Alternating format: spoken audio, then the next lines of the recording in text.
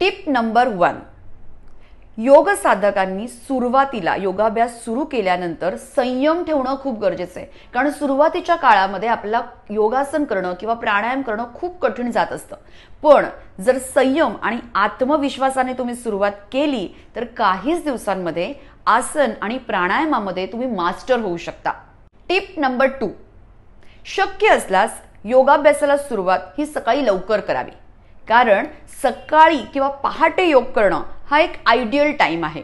कारण महत्त्वाची गोष्ट म्हणजे योग करण्यापूर्वी आपलं पोट आणि ब्लॅडर रिकामं असणं खूप गरजेचं आहे.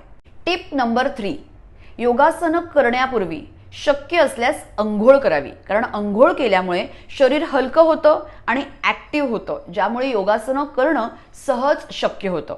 जर तुम्हाला योगासन केल्यानंतर पुन्हा अंघोळ करायची असेल तर मात्र थंड पाण्याऐवजी कोमट पाण्याचा वापर करावा.